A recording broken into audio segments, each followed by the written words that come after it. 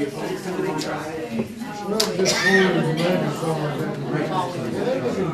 the time is 6:34. I'll call this meeting of the mayor and council to order this work session.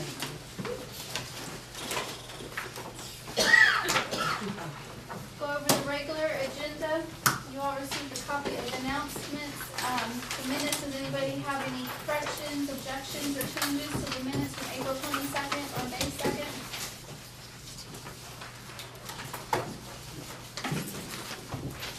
Tonight we have several groups that will come and give a report to us. Mr. Brooks, can you tell, Mr. Brooks, Mr. Sanders, do you need to tell us anything now about your report? I'm going to take my time to talk about the budget notes. I've shortened the notes, since this is just a first reading on the budget, I've shortened those notes, and I wanted to just go over those. I put copies for the audience members. I just wanted to go over those notes as an overview of the budget. We have a public hearing, budget hearing scheduled on May the 30th. People can come and ask questions. The budget will be available tomorrow for anybody who wants a copy of it. Tonight's just the first reading.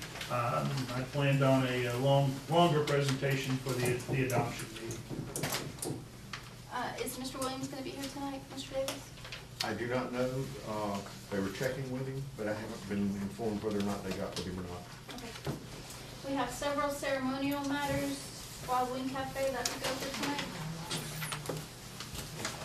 Yes. Wild Wing's going to be here.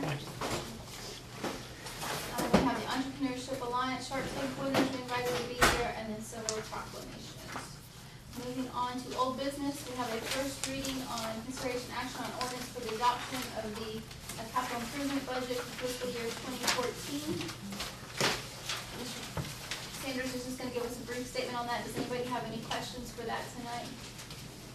We'll have that special called meeting on the 30th. So I'll need a motion to waive that to the first reading and place it on our June 10th calendar. Then we have consideration action on a resolution to extend the moratorium for assisted living facilities. We talked about this last time. The moratorium was getting ready to run out. We needed some extra time to come in compliance and also to see what Gwinnett County was doing and how we could change ours. So this just extends the 90-day moratorium we already have in place. Does anyone have any questions?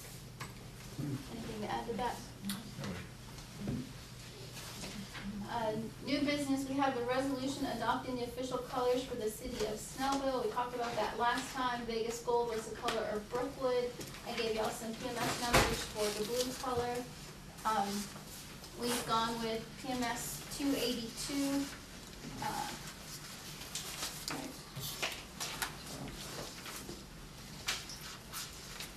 I sent that to you. Did you not get that one?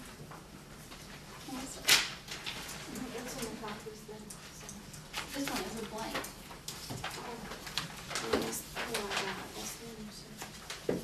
I thought maybe you hadn't decided on the color yet. Okay, We can type it in. It's fine. it should be 282. That is the color that Action Awards gave as that they use most often for South Gwinnett High School. It's also the color of the American flag, the blue in the American flag. So that's, no one else had any input on that, so that's what we're going to go with. Any questions about that? Then we have the consideration action on approving AMC contract for LCI project. Mr. Sanders. This is a contract which allows us to proceed to bidding, letting, and bidding the project. Included in here are the remainder of the engineering services that we will need to complete the project. Letting, bidding, construction support, and all testing services, stormwater, concrete, paving, compaction. And in the ARC GDOT budget, we had an allowance of $101,000, almost $102,000. This negotiated price is $78,250. I would recommend that we do approve this contract. So I have a Friday meeting with our project manager. I expect to get a lot of progress done there. We feel like we've got every question answered as far as lighting. We've gone through the GDOT lighting department, lighting inspection department of one person, and he seems to be very pleased. We were at one time looking at we budgeted 50 lights. At one time, we were looking at possibly 58. Now we're down to 51. I think the budget could stand one extra fixture. So I would definitely recommend. This is the firm that has been with us from day one. Has been very patient. I think Tony would say that they were very helpful in the property acquisition stage. So I highly recommend the approval of the AMEC You're contract. talking about 51 individual fixtures? Yes. Oak, Between flower, oak? Okay, wisteria. okay. There's just a lot for the flower. You don't go around the corner. Right, but it's, you have, dealing with DOT is not that easy. And so we are, I feel like we came out pretty well. That's where we are. Any other questions? We have consideration and action on open invoices for Web Tanner, Pound, Mertz, and Wilson. You have 15 months.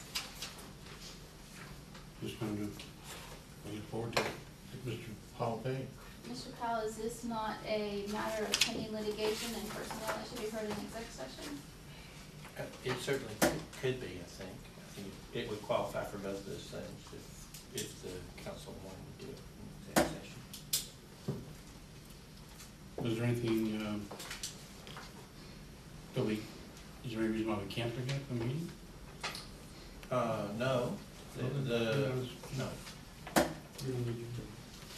Consideration action on paying all invoices for Cruiser and Mitchell. You should have received a copy of those. Anybody have any questions about their invoices?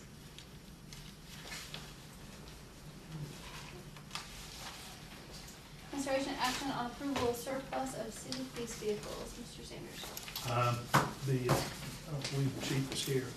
He has gone through the inventory and came up with really a pretty good source for surplusing these vehicles. He feels like he can come up with a little extra money. And I think, Gabe, were you even looking at adding something from Public Works to this list? Yes, I want to find out from the chief exactly if he's going to be going through the same process that we've done in the past, or is it some new way that we have to do it? But there's a couple of vehicles that I'd like to add on. Okay. But I would ask that we do proceed with this list tonight that the chief has come up with. And I think there are 9 units altogether, so we can start the process. He's got a better price than what we did previously. That's what certainly what he thinks.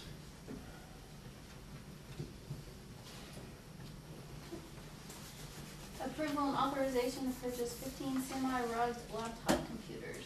This is a price that you rarely see for these tough book computers, and it will be paid for with a grant. I think the grant is for $16,000, and the total price of the tough books is $16,125. It is limited to the computers, and I think the PD has done a very good job coming up with this number of good units for our cars.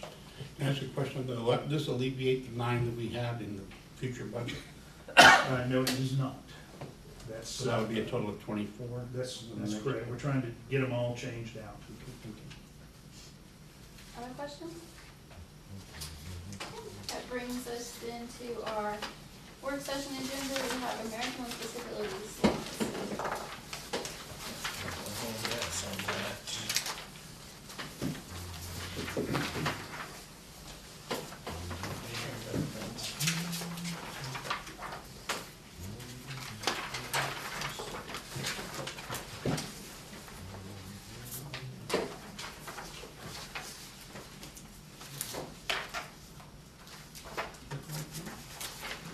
It is. It is? Yeah, yeah, yeah, I know, and you're looking at All that right. thinking, that's the notice of the meeting tonight. It is. Okay. That's it, that's that one. So, What about the one that's all stapled together? yeah, you get one of those. I need one more. Oh, wait, that's it, we're good. Okay. Thank you. Thing. In looking at this, the first thing is to make sure that we give notice of accommodation. And I gave you in the bigger packet, there's a summary by the Justice Department of what the public meeting criteria is for American Disabilities Act compliance. And there are accommodations that need to be made in those areas, but they are really customized to the individual disability. And so the first thing that you do in making sure you're in compliance is you put a notice somewhere that the person who's affected can come to a designated person with the city and inquire about accommodation. And so, just to make y'all feel better, is y'all have done that, you've done it for years. The notice of the meeting tonight is what I gave you. If you look at the bottom of that notice, you see where Melissa has always put on there the ADA compliance with that particular issue. And so Sherry and Melissa have done excellent work in making sure that we gave notice. In this case, I think we're talking about Mr. Blankenship for the most part. That's where it originated. His is a hearing disability, and what he should do is go see Sherry with the information he handed to me tonight, which is the Veterans Administration understanding of what his disability is and his testing requirement, and then Sherry would be the one to respond to his particular need. There's a good resource for us in this compliance area, and that is the county, and I've given Melissa the contact person for the county. They are regularly having to deal with the same issues. With regard to hearing accommodation, it can take the form of a transcript after the fact or closed caption if we have the ability to deliver it. We do have microphones that are available. They have to be positioned in the right place, and then you take the medical information and adjust to it as the accommodation. We don't have to change our procedures, and the accommodation is limited, as you'll see in the statute, it's limited by a reasonableness standard. So it's not an area where the Justice Department looks at it as a damage issue. It's more of a compliance issue, so there's not a lot of money involved in pursuing these things. Now there can be in accessibility problems and that sort of thing, but with hearing impairment, they really just want you to accommodate, do the best you can, respond to the inquiry and have the notices in your meetings that give the person the ability to have a contact person. So, yes, sir. The above mentioned items, including the manuscript or the caption, does that require a specialty individual to be able to put these things into a manuscript? I'll be honest, when I was talking to Melissa today, most court reporters now have translation software where it would pop up on the screen as you talk. And so the captioning can be done real time for really fairly reasonable cost. And then it will transcribe it to Word and you just print it out. Now it takes a while to train the language, and it would be your recordings getting translated. It takes a little while to teach the software every word, so it wouldn't be perfect to start with. And that is very cost effective. I mean, they make it for dictation and that sort of thing. So. Another idea. I know that not every meeting, but many meetings, although not word by word, but I know that the patch simultaneously broadcasts our meeting. It's not word for word, but it's certainly very, very close. I wonder if that may, in the meantime, help Mr. Blankenship. If we just gave him a laptop or something where he could sit there and watch the as it past patch forward, just putting a little bit on patch. Sorry about that, Crystal, but for you to do it anyway, it's there, so it may be a way to help Mr. Blankenship and not cost us quite as much money. Absolutely. And Mr. Blankenship does hear some, but It's the High acoustics. frequencies, I think. Yeah, and it's the acoustics in a room of that size that may need some adjustment. We need to address that for everybody, because a lot of the other council, or the commission meetings all sit in various places around. And in the back, it's difficult sometimes to hear if there's any noise at all going on, and all the audio comes from the front. And we need to look at that room so that people without, I've had comments from people without hearing issues, and I can hear, I just can't understand because of the echo or whatever. The acoustics in there are not the. But with Mr. Blankenship, if we could just refer him back to Sherry Patton and start that process the way it's formally advertised and get this information to her, and then see how we can accommodate. I just wanted to get a clarification. I agree that the room, the acoustics could be an issue for the ones that do not happen to have the medical or the statements from government, whatever that was. This one. Yeah, that one. So I want to make sure that we lay down all the options available to us, that we all can understand, not just one individual, because some people may happen to have, I think somebody's alluding to it, different levels of hearing. The computer transcript, that's fine, that's an option naturally. I'm not sure if people are computer savvy and they bring their own with them. Maybe we need to look at the modifications. I would suggest that we sit and talk about that at an extended work session to see what the options are, but that we can come up with a suitable solution that would meet the majority of the public and not just one individual. Well, you're still gonna end up accommodating the individuals. So, if there are things you wanna do generally to the room to make it acoustically better, I wouldn't consider that an ADA issue. Because every person who comes in with a disability, you gotta really send them to Ms. Patton and let that be customized and come back to you. Because it's not a one-fit-all situation. Even with hearing impairment, the least intrusive accommodation where they can real-time follow the conversation is the best. Right. And so it becomes custom-made. And that's the way the county's doing it. That's the way other governments are responding to that need, and Justice Department's been pleased with what they've done, so. And frankly, they've accommodated Mr. Blankenship, I think you'd had an action against them, or an inquiry against the county back in 1998. Can I answer that question? Yes, sir, yes, sir. Yes, I did. Yep.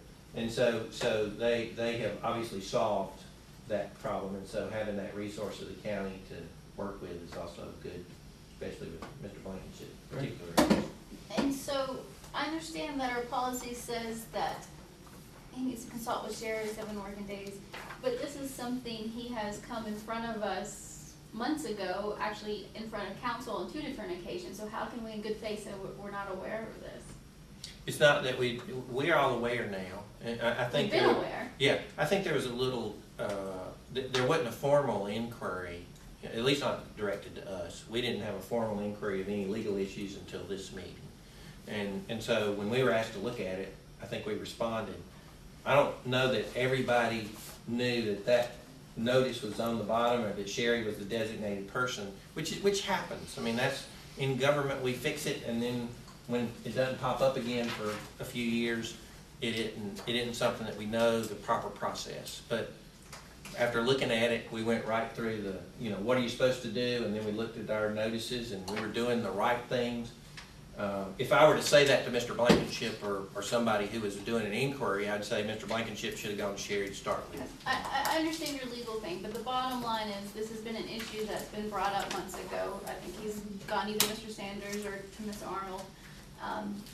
And now maybe he officially has to go to Sherry, but what are we going to do now to fix this particular problem? I think what, just in talking about it generally, is that we have equipment that should work if adjusted correctly.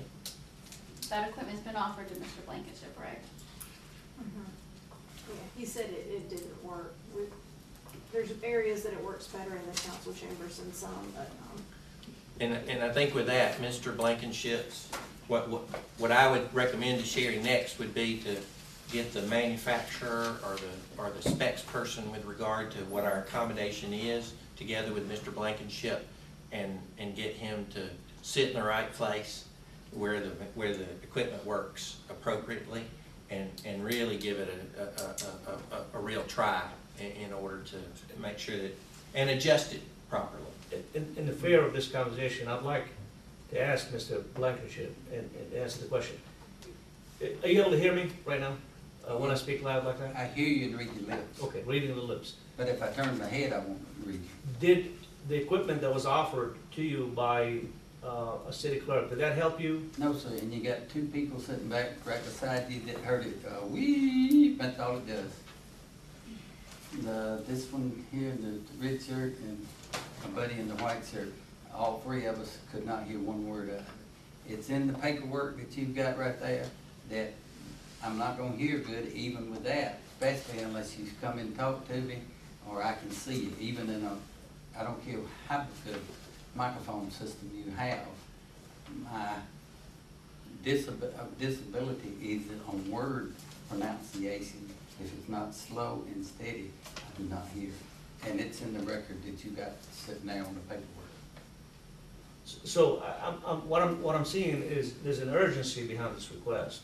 If we need to follow the protocol, which I'm a big supporter of a chain of command and protocol, it's necessary, but what we need to do is do some, I would request from the city manager that we have a meeting, maybe just, if the rest of the council don't have time, I would make time to meet with you on that, and come up with a resolution, come up with an answer, come up with something that would satisfy at least this one particular case in the meanwhile, and then maybe we need to come up with a proper, final, and an inclusive solution that would be placed in our city hall to be able to meet the case of such as Mr. Blankenship. In the materials I gave you, there are, at the back, there are a number of solutions that are technology.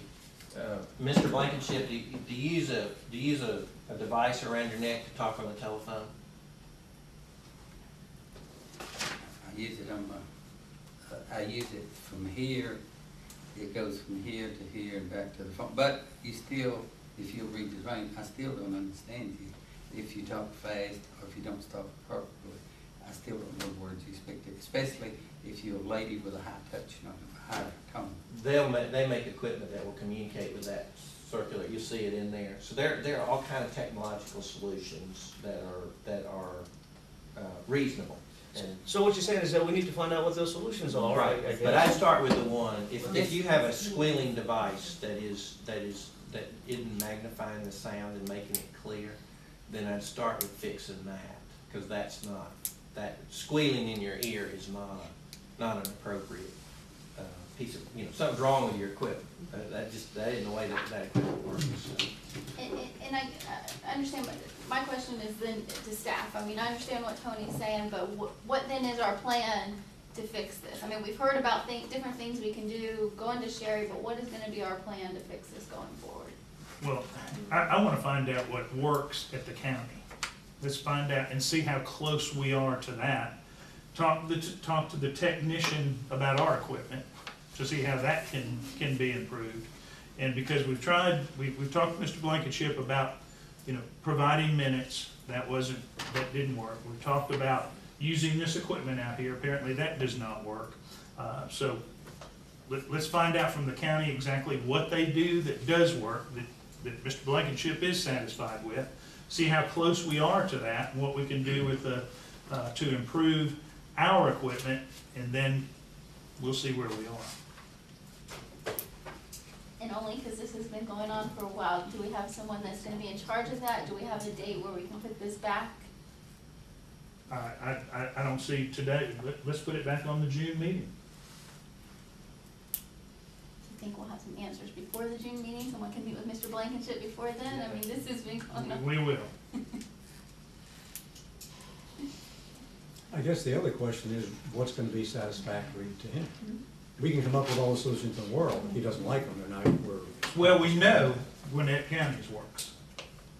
From Mr. Blankenship, you have said that. they agreed, if I can answer that question, they agreed that if I cannot hear in any of their meetings, that they will type it for me and give me the transcript where I can read it. Because if you also read, and I'm pretty good health, but I've got a lot of mental health too.